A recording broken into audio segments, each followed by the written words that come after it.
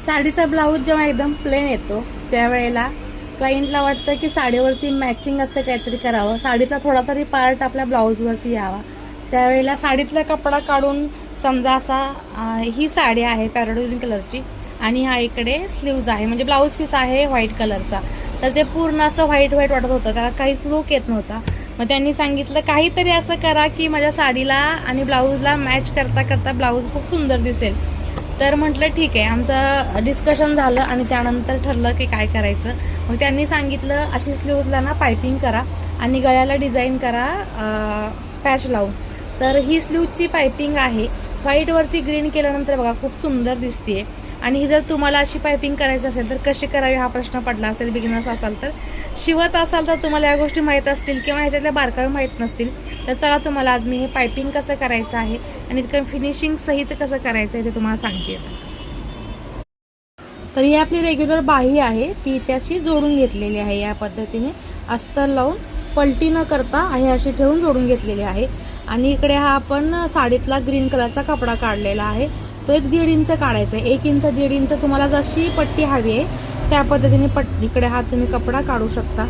असा ह्याला double fold करायचा आहे आणि 1/2 इंचावरती पकडून आपल्याला ही टीप मारून घ्यायची आहे. हे पहा, या पद्धतीने आपल्याला टीप मारायची आहे. प्रॉपर हा 1/2 इंच कपडा आतमध्ये फोल्ड झाला पाहिजे.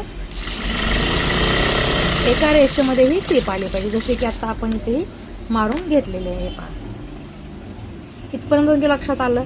आता हा पार्ट जो आहे मार्जिनचा तो सगळा आतमध्ये फोल्ड करायचा आहे आणि पुन्हा ही जी पट्टी आहे ती आपल्याला या पद्धतीने याच्या आतमध्ये घ्यायची आहे. आणि हलकंसं आपल्याला जेवढं मोठं पायपिंग हवं आहे त्या पद्धतीने इथे पायपिंग आपल्याला बाहेर काढायची आहे.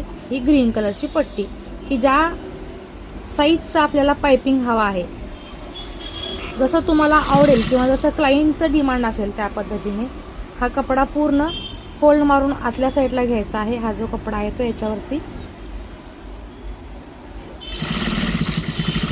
आणि हे कंटिन्यू असं पायपिंग आपल्याला शिवून घ्यायचं आहे.